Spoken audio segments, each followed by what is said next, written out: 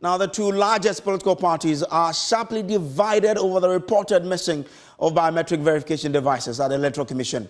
This allegation was first raised by the minority in Parliament, with the EC subsequently dismissing the claims, arguing they only had 5 laptops unaccounted for during the servicing of their devices. The EC has emphasized the missing laptops do not even have any consequence of compromising the conduct of the elections. But the issue came up strongly again at an emergency inter-party advisory committee IPAC meeting convened earlier today, whereas the NDC claims the EC confirmed at the meeting that indeed some biometric verification devices were missing. The NPP insists such claims are untrue.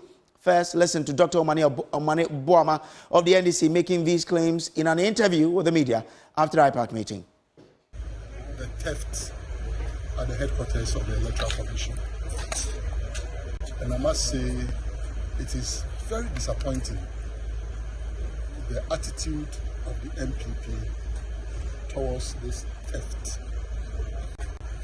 Why? Because if we can have the headquarters of the Electoral Commission of Ghana under CCTV surveillance, and there is significant components of biometric verification registration kits are stolen.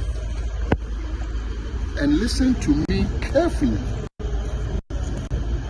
The EC did not voluntarily supply the information. It was the NDC's intelligence that picked up the theft case and questioned the EC in Parliament. The question is, but for the NDC's intelligence picking this up, when would the EC have informed the political parties? And so when the agenda included this briefing on the biometric devices, we decided that we will put forward the pertinent questions, which we read all to them. I will say over 97% of the questions were not answered. And I'll take you through them. Have the missing component of the BVR been found? If the missing items have been found, when? And we mean day and time. And where were they found? Who or how were the missing items discovered? Really, how many are missing or cannot be found or traced? Because it was NDC that picked up intel. What is the full scope of this theft that has been confirmed? What are the serial numbers of the missing items under discussion? And the serial numbers are very important when we get to data integrity. Does the EC have the purchasing invoices together with serial numbers at time of purchase of the missing items? Did the EC have official recorded inventory of the missing items prior to the theft? Is there present inventory of such sensitive items to aid a comprehensive inquiry, public inquiry, that can allay the fears of all stakeholders? Regarding investigation, the EC indicated to us that they reported the matter to the police. Our question is, when did the EC become aware that those kits had been stolen from the EC's headquarters? What date and what time was shown on the CCTV? However, the Director of Elections and Research of the NPP, Evans Nemakon, has strongly dismissed the claims.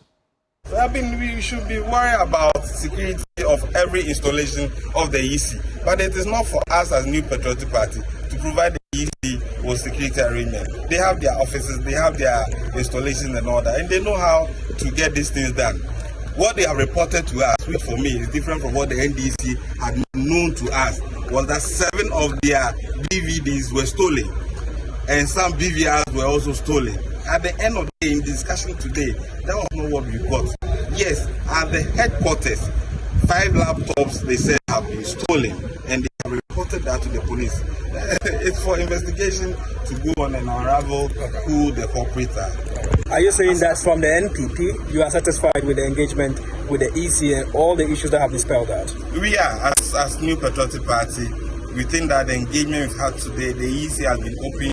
When they had closed their discussion to gazette about 800 registration centers beyond the district offices, what we suggested was to look at other institutions, and they've taken that on board. They said they are going to get back to us. So for us, this is the way to go, to as much as possible ensure that people are given opportunity to register when they are due, but not to create a system where people have difficulties to have their names onto the electoral roll. Now let's bring in an independent stakeholder and research fellow at the Center for Democratic Development, CDD Ghana, Gilf. Gilf, I'm grateful to you for joining us. As an independent observer, what do you know about the missing BVDs, and how was this question addressed at the IPAC meeting today? Well, thank you very much. Indeed, the Electoral Commission provided updates on its biometric verification devices and the BVR kits. And in the updates, the EC made it known that 5 laptops had been stolen from their stores. So that was confirmed. But the EC also made it clear that they had even reported the issue to the police, even before they appeared before a committee in Parliament, that the minority interrogated the Electoral Commission on that. But through the updates, the Electoral Commission made mention that during the district level elections in 2023, somewhere in Takwa in Swahim, there was a mob action at its coalition center, and through that, they had 5 biometric devices, verification devices.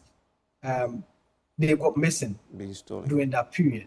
So these were the updates that the Electoral Commission provided so far as the BVDs are concerned. They made mention of other BVDs that could be found at certain police stations and other areas in the country. But generally, I must say, the Electoral Commission gave us so much information today. The posture of the EC was very friendly. The conversation with the political parties were very friendly. There was no animosity. Most of the issues that were discussed were based on consensus. Issues around the voter registration exercise that is coming. The Electoral Commission made some proposals. The political parties made input, and the EC admitted. Even on the issue of the BVDs, when the minority, the NDC's reps raised their questions, the EC admitted that they needed time, they needed to have a full scope of the questions that they had raised, and that they would respond to them. So I don't think this is any cause for But you've brought something up here. You said that the EC said their machines got missing in the Takwa and Swahim constituency. But Omanebuam also say these 5 laptops got missing at the EC headquarters. So which is which? What exactly did the EC say? Yes, indeed. The EC indicated, the NDC had claimed, the EC also admitted that indeed 5 laptops at their stores got missing. So the things that got missing that were in the custody of the EC were the 5 laptops. The 5 laptops are part of the BVR kit. That's the biometric verification kit that the Electoral Commission uses. And the EC made it clear that even when somebody steals one of these, the components of the kit, that cannot undermine the integrity of our elections or the data whatsoever. As for the missing BVDs, these happened during the district level elections. Somewhere in Tapa in Swahim, where during a mob action, I think it led to the... So if I understand you, there are 2 categories of items here. There are the BVDs and the 5 laptops that the NDC has been complaining about, right? Certainly. Okay. All right. I'm grateful to you for joining us here to share your thought with us. Moving on from that, civil society groups and the general public, particularly persons living with HIV and AIDS, have expressed grave concern over what appears to be the inaction on the part of government in expediting the release of some donated medical supplies. Further delay in clearing the consignment at the port would be of dire consequence for persons living with HIV and could potentially derail years of progress made in managing the infections. Already, some persons living with HIV are bearing the brunt of inadequate supply of the medication and are beginning to raise alarm about the looming dangers if the medicines are not cleared and secured on time. Joining me via Zoom is President of Network of Persons Living with HIV and AIDS, Elsie Ayer, also President of the Ghana HIV/AIDS Network, Ernest Amwabing Otsen, and the PR of the Health Ministry. Let's start with you, Elsie. You could paint a picture of how this shortage in supply is already affecting your members and how this delay could probably worsen the situation that we have at hand. Thank you very much for this question and for having me on the program. Yes, we know that the antiretrovirals, they are a source of hope. And that is where we know we keep healthy, we keep strong, and we can do everything we want, we need. And we know that once we stop taking our antiretrovirals, the virus would bounce back. And if we are lucky, we would be able to,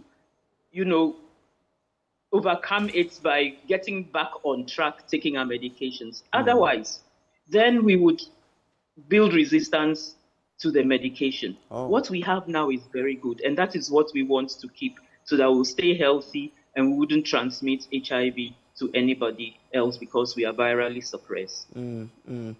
All right. So as we speak now, for how many days will it take you, if these medications don't come, that you start to show signs of resistance to medicine? I'm not going to use myself as an example. No, not yourself. As an experiment. Not yourself. Yeah. It's an experiment. But I don't know. But we've known people to default for one reason or the other to stop taking their medications for months, and then they come back in a bad way. It depends on the state in which you are, how virally suppressed you are before you stop taking the medication. But we know, and it has been documented scientifically, that once we stop taking our medication, the virus, which is hidden in the tissues, not in the blood, but in the tissues, bounce back. I don't know how they bounce back with so much force, so much vim, that they completely overcome the immune system. And that is what we don't want to get to. Okay. Because that is when we get to the AIDS stage. Okay, thank you so much. Let me bring in here Amwabing Otsen, because he's been speaking on this. Now, clearing these medical supplies, shouldn't it be such a critical thing for a government that is so concerned about the health of its people, such that we will not have this case at hand? Well, thank you very much for the opportunity, and good evening to your viewers. Yes, indeed, health is a very critical aspect of our lives, and we indeed expect government to take our health matters quite seriously. But it so happens that we are beginning to observe that does not seem to be the situation in this country. And so we find ourselves in a situation where we have these commodities locked up at the ports, and we've been asking government when these things are going to be released. Over and over again, there have been promises, and these promises have not been fulfilled, and we find it very worrying. Interesting. Now, we are aware that you were in a meeting with the GRA, because this is about clearing the supplies from the port. What has the GRA been telling you in this meeting? Well, the new acting Commissioner General actually paid us a visit in our offices before the press conference. And she indicated that she is a new Commissioner General, and the issue was coming to her attention for the very first time. And so she was committing herself to ensuring that the communities are cleared within 14 days. But then we indicated to her that 14 days were just too much. These commodities have already been at the ports. Some have been there for close to a year now. So 14 days was going to be too much. And fortunately, we have now seen the statement from the Minister of Health, which says that by Friday, April 12th, they are going to get the commodity clear. All right. I'm grateful to you, Ms. Watting, for joining us here with your thought. Now, let's share with you the statement from the Health Ministry in relation to whether or not these supplies will be cleared. Now, the ministry says we refer to the media report on the above subject. That's delays in the clearing of Ministry of Health, Global Fund, supported medicines and other commodities from the Tema port. So what is the ministry saying here? The ministry says, looking at what is happening as part of ongoing support by the Global Fund to the government of Ghana, the Ministry of Health in the period between August 2023 and February 2024 received 435 containers at the Tema port containing anti-HIV, TB and malaria medicines and mosquito nets for distribution across the country. So now we know the exact number of containers that are locked up at the Tema port, over 400 of them.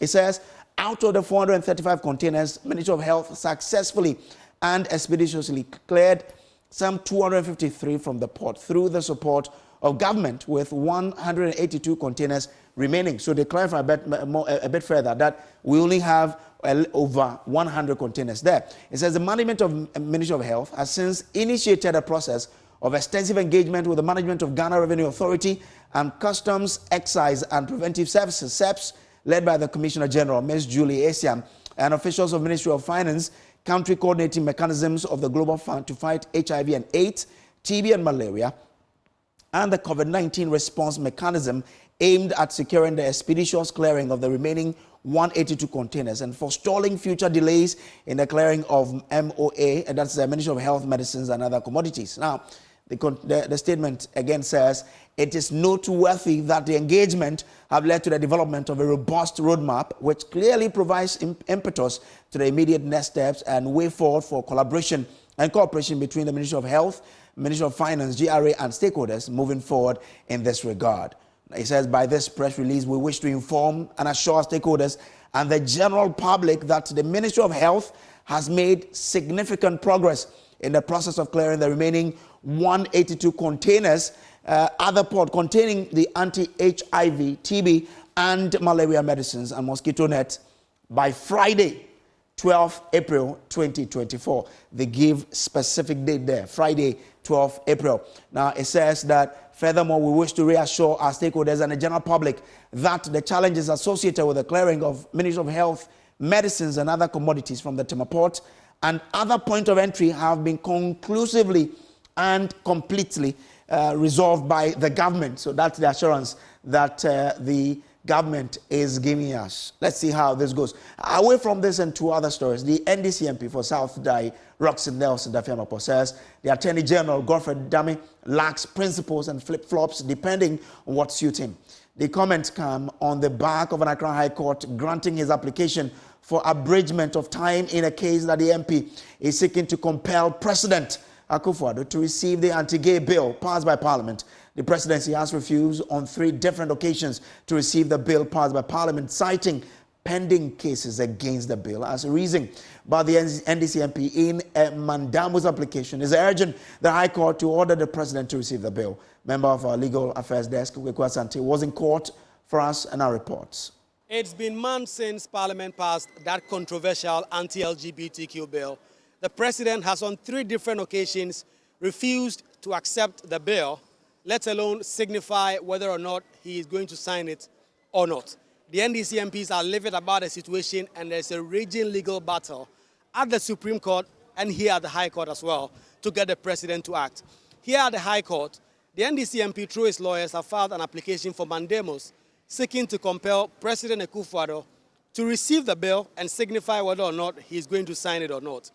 Eventually, now what is going to happen is the lawyers have filed for an abridgment of time to get the case heard expeditiously. The court has granted that application to hear this case expeditiously, and the motion for mandamus has since been moved right here in the High Court. The Attorney General, however, says he wants to respond on some points of law and will come to the court on the 18th to do so. A days after that, the court will now set a date for judgment on this matter. The lawyers say that they are impressed with all that has happened. At all. If we hadn't gotten the expedited hearings, we'd rather come back on the 50th to take our motion. Then we'll have to wait for the other side to do their affidavit in opposition. And then we would now have to take a date for judgment. So it's rather expedites the case. We've cleared our side of the way, and then they have the opportunity to also respond. And then we proceed. But the NDC MP, Roxanne Dafia-Mekpo, is not at all happy with the way the Attorney General's office is conducting the case. He is accusing the Attorney General of seeking to prioritize some cases ahead of others. You have an Attorney General who, in one case, wants a matter to be heard the next day, even though it's premature, and yet will come to court and say that he's not prepared. He hasn't filed any affidavit in opposition. We want to argue the matter strictly on law, but we'll ask for a date. I mean, the irony is so staggering, but here we are. But I prefer this to going to May or June. That we are just back from Easter, so the courts are very busy with part heads. So for a fresh matter like this to receive priority from the bench, it's refreshing. So I'm very happy that come the 18th, a decision will be made, whether in our favor or not. I believe that you have exhibited commitment in this matter. But back in court also, Roxanne Nelson Dafia-Mekpo has been seeking to get a declaration of the High Court on the disposal of vehicles. The Chief of Staff has been in the practice of granting state institutions approval to dispose of vehicles.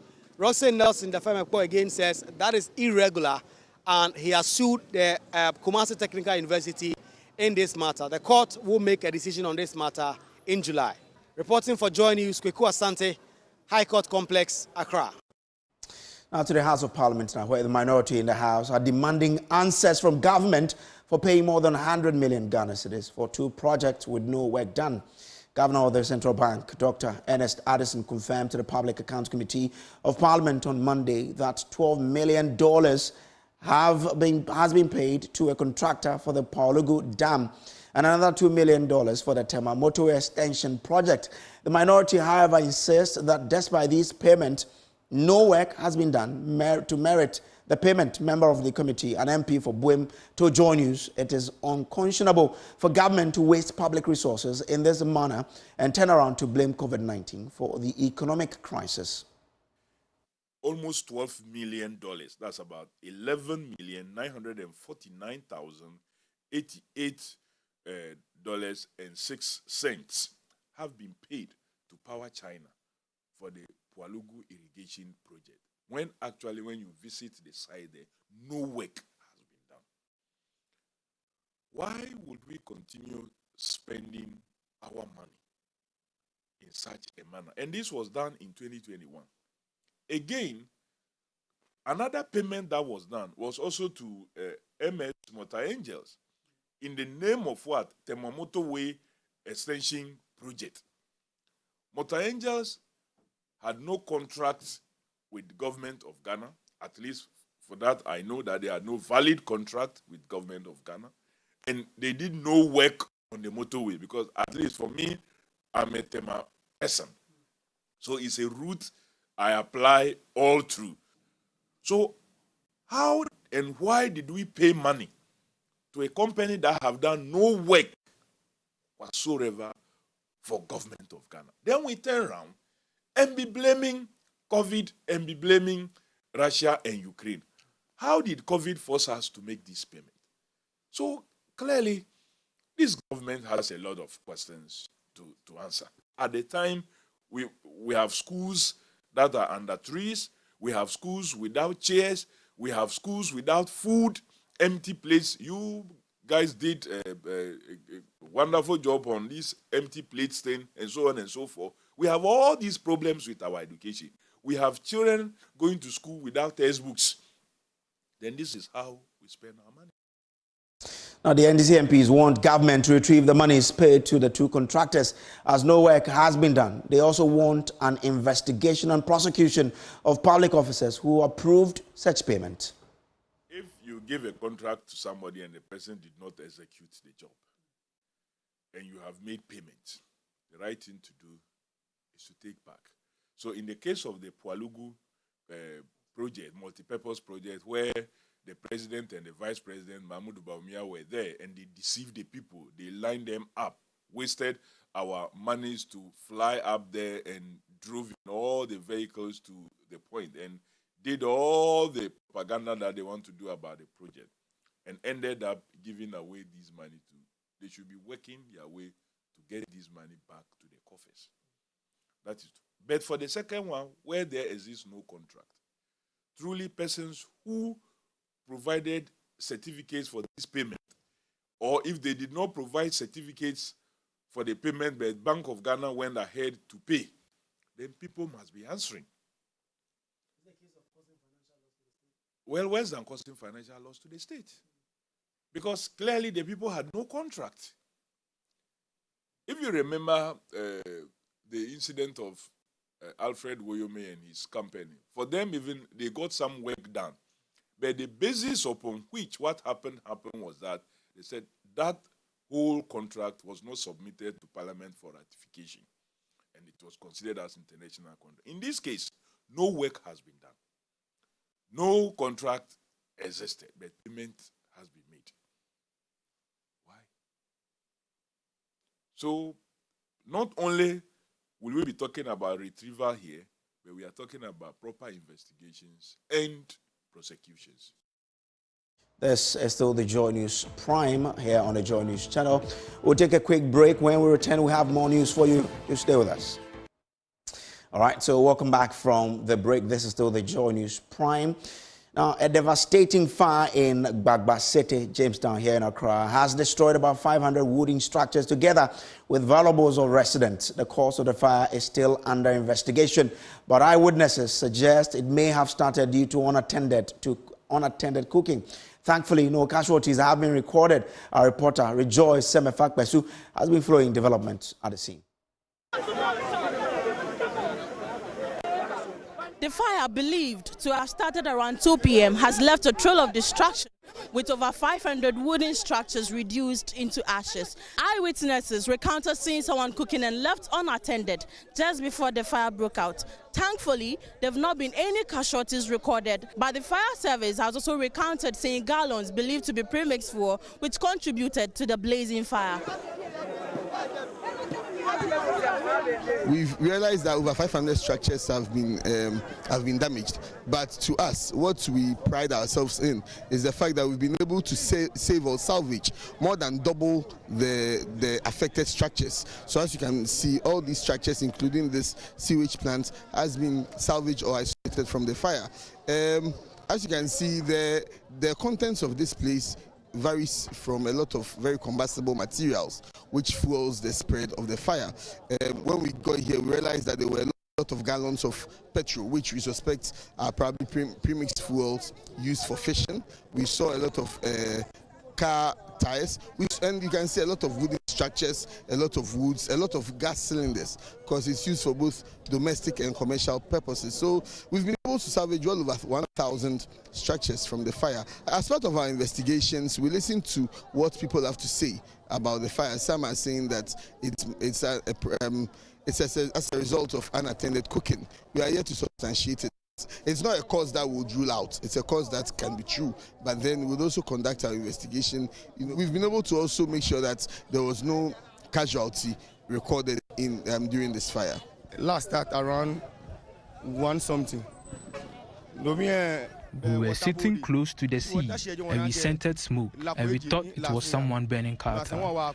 But we weren't convinced enough, so we decided to check where that thick smoke was coming from. Upon our arrival, we saw our homes burning to ashes.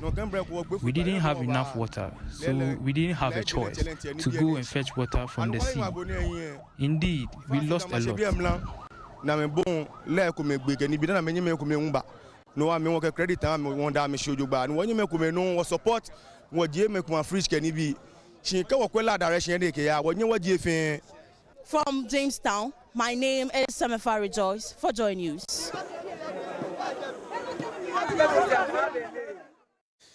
Guinness Ghana Brewery Limited and Youth Employment Agency have partnered to train the youth with specialized skills needed in the hospitality industry to help that sector fully revamp. The scams under the brewery's campaign dubbed Spirit of Progress, aimed at empowering participants to enable them work on their own in the face of unemployment. Now, Hannah Odame joined the two institutions at the signing of an MOU and has this report. The hospitality industry was one sector badly affected by the COVID-19 pandemic. Decreased revenue, staff loss, and depleted resources. As managers work to get back on track, Guinness Ghana Brewery PLC is offering a helping hand through its Learning for Life Skills campaign by training 240 unemployed persons in various fields to strengthen and also fill gaps in the industry. Speaking at the signing of an MOU between Guinness Ghana and the recruitment agency YEA, Corporate Relations Director Sylvia Owusu Ankama explained the campaign is an annual program expected to provide employable skills to participants. The Spirit of Progress, which has 3 key pillars in positive drinking, which ensures that people have responsible drinking tools and addresses underage drinking, etc. In addition to that, we have diversity and inclusion as one of those key pillars, ensuring that within our value chain, within our ways of working, that we have consideration for a diverse culture to be embraced, and more importantly, making sure that we have our operations being sustainable from where we source our grains to the glasses, etc., that we produce. The Deputy CEO at the YEA, Alhaji Bashiru Ibrahim, was hopeful the gesture would help complement the government's efforts at bridging the unemployment gap in the country. So YEA come and partner us. Your responsibility is to recruit these 200 people and make sure that you get us the quality ones so that we can train them. I believe that this is a life-changing thing, and the YEA is happy to partner Guinness Ghana to do this recruitment for them, after which the people who have acquired the skills, I believe sincerely that even if Guinness Ghana itself opens an opportunity for job, these people will be employed. So it's a global standard training that they are going to acquire. For Joy News, I am Hannah Odame. Now, some graduate unemployed nurses and midwives are demanding financial clearance from the government to facilitate their permanent employment into the health sector. They graduate from the various public universities and nursing training colleges took to the street of Kumasi to vent their displeasure over the delayed postings. There's more in this report. Protests involved the 2020, 2021 and 2022 batches of the unemployed graduate nurses and midwives. The low turnout of members would not deter the few from marching from the Kumasi Cultural Center through some principal streets of the city to register their discontent. Haruna Ibrahim, president of the Graduate Unemployed Nurses and Midwives Association. When we had the first demonstration in Tamale, we were told that the Ministry of Health and then the Ministry of Finance are meeting to discuss I don't know who instructed that, but then that was the message we got, that they have been assigned to, instructed to meet to discuss our clearance. The next day, we saw a release from the Ministry of Health addressing what we described as ghost officials at the Ministry of Health. At the Ministry of Health and Ministry of Finance, we think there are people there who are giving financial clearance and postings to some of our colleagues who can afford between 5,000 to 10,000. And when that money they pay to them, and immediately they get posted. We have evidence to this allegation. We know if there is no evidence, we have colleagues who are working on the field. When you ask them, they say we get special posting. 4 years after graduating from nursing and midwifery training colleges across the country, the health professionals are yet to be posted to translate their theoretical knowledge into practice, with many health workers exiting the shores of the country to seek greener pastures. There is an obvious gap and shortage of human resource in the health sector. Records from the Ghana Registered Nurses and Midwives Association indicates that over 6,000 of their members have left between August 2020. Nurses and midwives, some of whom have had to take alternative job opportunities, share their frustrations. I used to work with a private hospital, and then with the pay and the expenses at the end of the month, it wasn't enough. It isn't enough for us. So we are really frustrated in the house. Mentally, we are not mentally sound because it's not easy to complete school for 4 years and being in the house. Our parents are looking forward to us to take care of our young siblings. Now that we are in the house, how are you going to care for them? Some died as a result of these driving, and some people also buy a sell onion and other things. So it has been a whole lot of frustration. The aggrieved health graduates presented a petition to the Ashanti Regional Coordinating Council for. Now, the median of road should ideally be a green space, landscaped with flowers, trees, and beautiful plants. But that is not the case on the Medina Highway. Looking dry and dusty, these medians are now being used as transit spots by waste collectors. On Filth exhibition today, Hannah Odame tells us what she saw when she drove on that stretch. 1, 2, 3, 4, and 5. That's the number of heaps of rubbish on display in between the highways on the Medina Zongo stretch at the La Nkwantanan district in the national capital. Pedestrians call this an eyesore, especially for a city which yearns to be the cleanest in Africa. It's very abhorrent. They have to charge those who are around too. You are sitting here saying, and after that you go and put garbage here. It's not nice. Those should change their attitude. Those who make, gather and dump the rubbish in between the roads say it is the assembly responsible in collecting the rubbish. The waste collectors don't come to pick the rubbish, and so this place is always filthy and smelling. The entire stretch is filled with rubbish. Why? This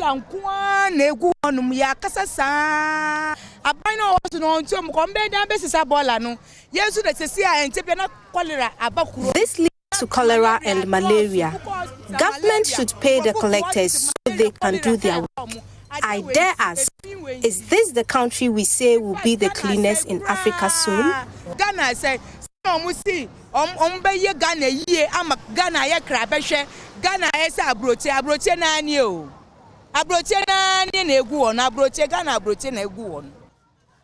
Also contesting are some of the traders who sell along the highway and are being blamed for generating such filth and not dumping them in.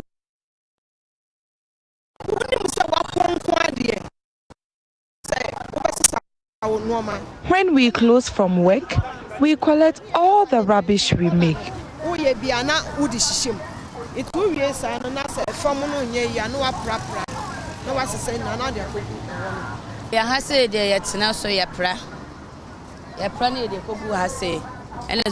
always sweep our working areas, especially when we close.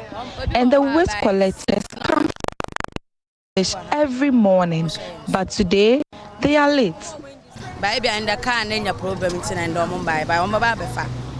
Fed up with the constant spectacle of rubbish littered all over the stretch, this regular user of the road proposes a solution.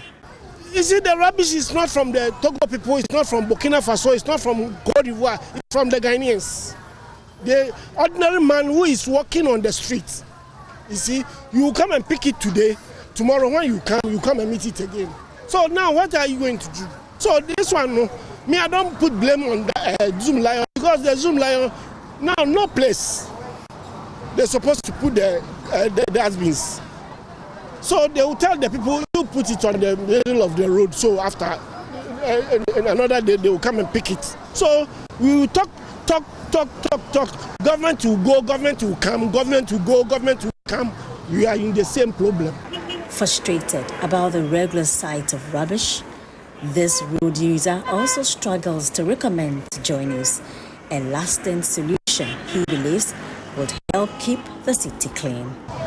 I don't know. We too, we are the cause, you see, so at least the assembly should at least give us a lot of these bins, rubbish bins, so that if anything, we can dump inside, instead of putting it on the ground.